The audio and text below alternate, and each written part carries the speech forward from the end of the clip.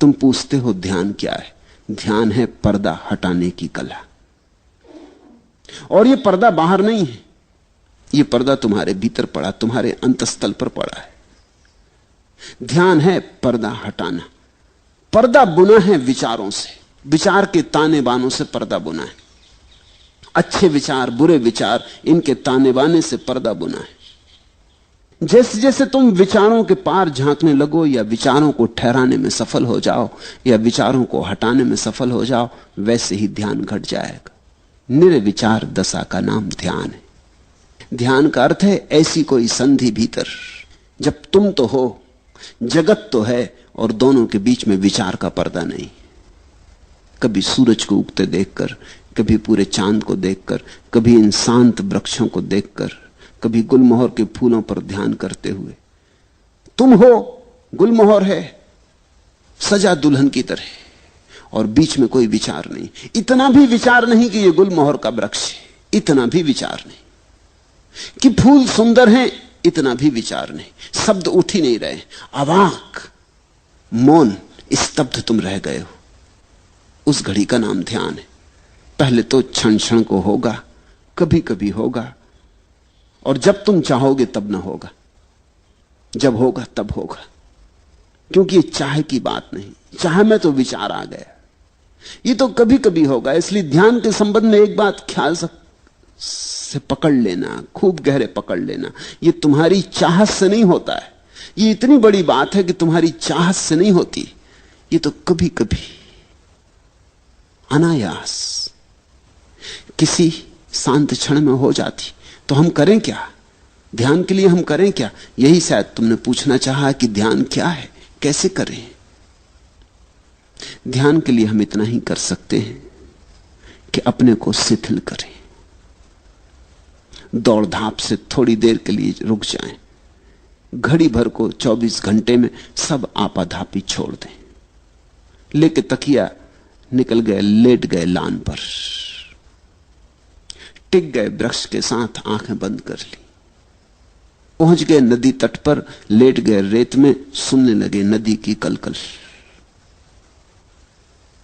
मंदिर मस्जिद जाने को मैं कह ही नहीं रहा हूं, क्योंकि पत्थरों में कहां ध्यान। तुम जीवंत प्रकृति को खोजो। इसलिए बुद्ध ने अपने शिष्यों को कहा, जंगल चले जाओ, वहां प्रकृति नाचती चारों तरफ। 24 घंटे वहां रहोगे, कितनी देर तक बचोगे? कभी ना कभी तुम्हारे बावजूद किसी क्षण में अनायास प्रकृति तुम्हें पकड़ लेगी। एक क्षण को संस्पर्श हो जाए, एक क्षण को द्वार खुल जाए, एक क्षण को पर्दा हट जाए, तो ध्यान का पहला अनुभव हुआ। और पहले अनुभव के बाद फिर अनुभव आसान हो जाते। आसान इसलिए हो जाते कि तब तुम्हें एक बात समझ में आ जाती कि सीधे सीधे ध्यान को पाने का कोई उपाय नहीं, परोक्ष मार्ग है।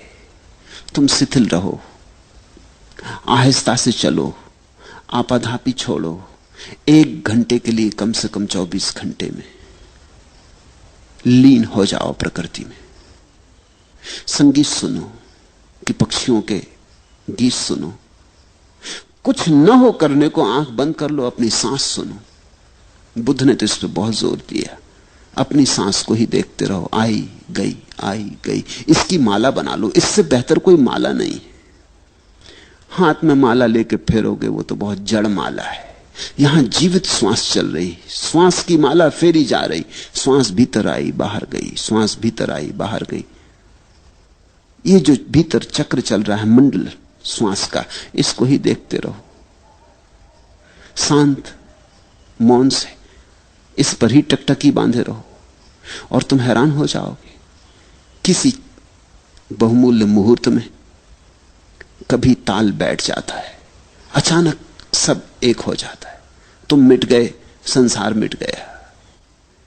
पहले पहले तो क्षण भर को ऐसी झलकें आएंगी, खो जाएंगी।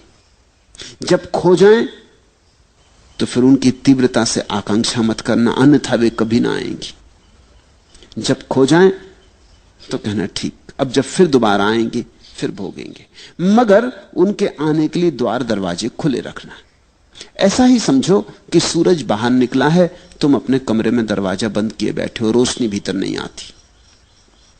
अब सूरज को कोई गट्ठर में बांध के भीतर लाने का उपाय भी तो नहीं। सूरज की किरणों को कोई गाय बैल जैसा हाँक के भीतर लाने का उपाय भी तो नहीं। क्या करोगे? दरवाजा खोल दो, सूरज की किरणें अपने से भीतर आ जाती। कभी कभी रात होगी और नहीं आएंगी क्योंकि सूरज नहीं है, कभी कभी दिन होगा और आएंगी क्योंकि सूरज है, कभी कभी दिन भी होगा और बादल घिरे होंगे और नहीं आएंगे क्योंकि सूरज बादलों में ढका है। मगर कभी कभी मौके मिलेंगे जब दिन है, बादल भी नहीं है, सूरज प्रकट है, तो किरणें भीतर आएंगी। तुम ज्यादा से ज्यादा बाधा ना दो, बस इतना ही काफी है। मेरी बात को ख्याल में ले लेना। ध्यान को सीधा सीधा नहीं किया जाता, बाधा ना दो। इसलिए तो मैं कहता हूं नाचो, गाओ। नाचने और गाने में तुम लीन हो जाओ। अचानक तुम पाओगे हवा की झोंके की तरह ध्यान आया, तुम्हें नहा गया, तुम्हारा रोआ रोआ पुलकित कर गया, ताजा कर गया। धीरे धीरे तुम समझने लगोगे इस कला को। ध्यान का कोई विज्ञान नहीं है, कला है। धीरे धीरे तुम समझने लगोगे कि किस घड़ियों में ध्यान घटता है। उन घड़ियों में मैं कैसे अपने को खुला छोड़ दूं। जैसे ही तुम इतनी सी बात सीख गए, तुम्हारे हाथ में कुंजी आ गई। इसे इस तरह प्रयोग करो। कभी रात नींद खुल गई है, बिस्तर पर पड़े हो, अनिद्रा के लिए परेशान मत हो, इस मौके को मत खो। ये शुभ घड़ी, सारा जगत सोया, पत्नी बच्चे सब सोए, तुम्हें मौका मिल गया। बैठ जाओ अपने बिस्तर में, रात के सन्नाटे को सुनो। ये बोलते हुए झींगर, ये रात की चुप्पी, ये सारा जगत सोया हुआ, सारा कोलाहल बंद। जरा सुन लो इसे शांति से। ये शांति तुम्हारे भीतर भी शांति को झंकारेगी। ये बाहर गूंजती हुई शांति तुम्हारे भीतर हृदय में भी गूंज पैदा करेगी, प्रतिध्वनि पैदा करेगी। जब सारा घर और सारी दुनिया सोई हो, तो आधी रात चुपचाप अपने बिस्तर में बैठ जाने से ज्यादा शुभ घड़ी ध्यान के लिए खोजनी कठिन है। लेकिन मैं ये नहीं कह रहा हूं कि तुम आधी रात अलार्म भर के बैठ जाओ, कभी नहीं, तो धोखा हो जाएगा। तुमने अगर इसको कोई नियम बना लिया कि अलार्म भर के 2 बजे रात उठ के बैठ जाएंगे, फिर सब गड़बड़ हो जाएगी। ध्यान तुम्हारे खींचे खींचे नहीं आता।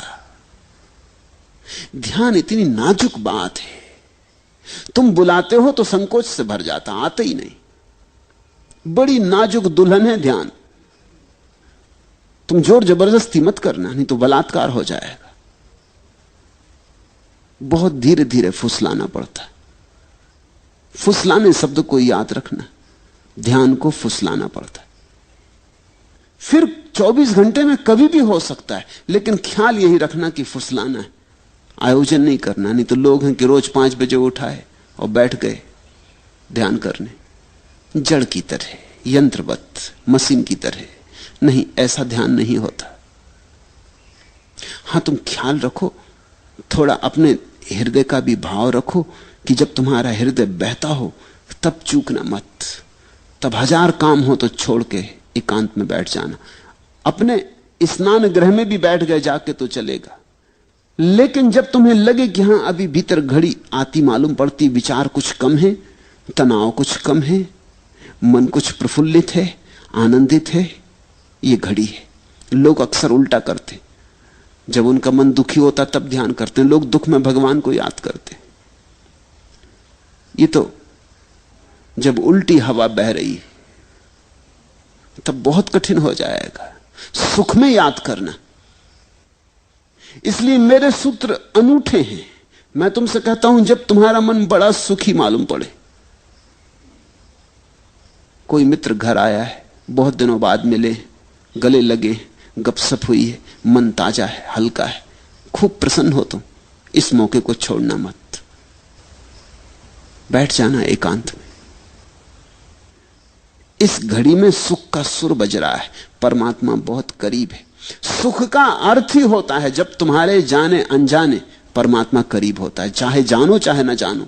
सुख जब तुम्हारे भीतर बजता है तो उसका अर्थ हुआ कि परमात्मा तुमसे बहुत करीब आ गया। तुम किसी अनजाने मार्ग से घूमते घूमते परमात्मा के पास पहुंच गए हो। मंदिर करीब है, इसलिए सुख बज रहा है। इस घड़ी को चूकना मत। इस घड़ी में तो जल्दी से खोजना, कहीं किनारे पर ही हाथ के बढ़ाने से ही मंदिर का द्वार मिल जाएगा। लेकिन लोग दुख में याद करते, सुख में भूल जाते। दुख में तुम मंदिर से बहुत दूर पड़ गए हो, अनंत दूरी है। दुख में तो भरोसे नहीं आता कि ईश्वर हो भी सकता है। दुख में कहां भरोसा आ सकता है? दुख में तो ऐसा लगता है संसार में कोई नहीं है। दुख में तो ऐसा लगता है कि ये कोई शैतान चला रहा है संसार को, कोई दुष्ट। दुख में तो ऐसा लगता है कि समाप्त कर लो अपने को। न कोई कृतज्ञता, न कोई धन्यवाद का भाव उठता। दुख में कैसे उठे? लेकिन लोग दुख में मंदिर जाते, मस्जिद जाते, भगवान को याद करते, प्रार्थना करते और सुख में भूल जाते। और मैं तुमसे कहता हूं, सुख में ही घटता है। सुख के क्षण में ही तुम करीब से करीब होते हो। उस समय सरक जाना, उस समय लेट जाना जमीन पर, साष्टांग रख देना सिर भूमि पर, ठंडी गीली लान पर लेट जाना, आंख बंद कर लेना। उस क्षण सोच लेना अपने को कि मिल रहे पृथ्वी के साथ, एक हो रहे पृथ्वी के साथ। और तुम पाओगे कभी कभी आ जाती लहर, तरंग की तरह तुम्हारे भीतर प्राणों में कुछ कब जाता, कोई नई बीन बजती। धीरे धीरे पहचान हो जाएगी और धीरे धीरे तुम्हें कला आ जाएगी। तुम धीरे धीरे पहचानने लगोगी कि कब इसके होने के क्षण होते, कैसी दशा होती तुम्हारी जब ये निकटता में घट जाती है बात, और कैसी दशा होती है तुम्हारी जब ये मुश्किल होती है बात। फिर तुम पहचान पे पड़ जाओगे। तुम्हारी आत्मविज्ञा, तुम्हारा प्रतिभिज्ञा, तुम्हारी पहचान धीरे धीरे साफ होने लगेगी। पहले तो अंधेरे में टटोलने जैसा है, मगर ध्यान घटता है। और कभी कभी तो उन लोगों को भी घटता है जिन्होंने ध्यान के संबंध में कुछ सोचा ही नहीं। अधार्मिकों को भी घटता है, क्योंकि ध्यान की कोई शर्त ही नहीं है। छोटे बच्चों को घट जाता है, छोटे बच्चों को ज्यादा घट जाता है बजाय बड़ों के। तितली के पीछे भाग रहा बच्चा, सुबह का सूरज निकला, भागा जा रहा तितली के पीछे, सब भूल जाता है, तितली ही सब हो गई, उसे याद ही नहीं रहती, खुद भी तितली जैसा उड़ा जा रहा। उस घड़ी ध्यान की झलक मिल जाती। लोग जीवन भर याद करते हैं कि बचपन में बड़ा सुख था। किस सुख की याद है ये?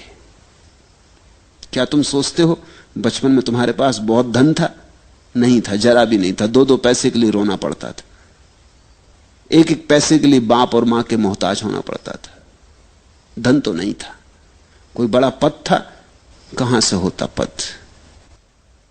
सब तरह की झंझटें थी। स्कूल कारागृह था, जहां रोज रोज बांध के भेज दिए जाते थे, जहां बैठे बैठे सिवाय परेशान होते थे, कुछ समझ में ना पड़ता था, और हर कोई दबा देता था, बल भी नहीं था, हर एक छाती पे सवार था। तो बचपन में सुख कैसा था? न धन था, न पद था, न प्रतिष्ठा थी, न कोई सम्मान देता था। सुख हो कैसे सकता था? सुख कुछ और था। तितलियों के पीछे भागने में ध्यान की किरण उतर आई थी। सागर के किनारे शंख सीप बीनने में परम आनंद का क्षण उतरा था। कंकड़ पत्थर बीन लाए थे और समझे थे कि हीरे ले आए, और किस चाल से मस्त होकर आए थे। कुछ भी न था हाथ में, लेकिन कुछ ध्यान की सुविधा थी। मेरे देखे बचपन में ध्यान के अतिरिक्त और कोई सुख नहीं है। तुम भूल गए हो, तुम्हें इतनी भर याद रही कि बड़ा सुख था। अगर तुमसे कोई पूछे कि बताओ क्या क्या सुख था, तो तुम मुश्किल में पड़ोगे। और ध्यान की तो तुम्हें याद ही नहीं, ध्यान शब्द ही अपरिचित हो गया है। बच्चे को ऐसा पता भी नहीं था कि यह ध्यान है, पर पता होने से क्या होता है? तुम्हें पता हो कि सोना है या नहीं, इससे क्या होता है? सोना सोना है। जैसे जैसे तुम बड़े होते गए वैसे वैसे ध्यान छूटता गया, क्योंकि तुम विचारों में ज्यादा पड़ते गए। विचार का शिक्षण दिया गया है, स्कूल, कॉलेज, यूनिवर्सिटी सब विचार सिखाते। अभी तक मनुष्य जाति का ऐसा अभागापन है कि कोई विश्वविद्यालय ध्यान नहीं सिखाता। विचार, धीरे धीरे तुम विचार से भरते गए, चिंताएं चिंताएं। तुम चूक ही गए वो छोटे छोटे क्षण जब पर्दा हट जाता था, अपने से हट जाता था। तुमने देखा बच्चे कैसे प्रमुदित मालूम होते हैं, छोटे छोटे बच्चे जिनके पास कुछ भी नहीं है, कोई कारण नहीं प्रसन्न होने का, अकारण प्रसन्न है। वो अकारण प्रसन्नता ध्यान है। देखा एक छोटा बच्चा अपने झूले में पड़ा है, कुछ नहीं चूसने को अंगूठा चूस रहा है, और कैसा प्रसन्न मालूम होता है। ऐसा प्रसन्न मालूम होता है कि सिकंदर भी ना रहा होगा प्रसन्न, अकबर और अशोक भी ना रहे होंगे ऐसे प्रसन्न, बड़े से बड़े साम्राज्य के मालिक ऐसे प्रसन्न ना रहे होंगे। इसके पास कुछ भी नहीं, या तो अपने हाथ का या पैर का अंगूठा डाले चूस रहा, लेकिन कुछ घट रहा है। अभी पर्दा खुला ही है, अभी विचार उठते ही नहीं, अभी भीतर की वीण बज रही है।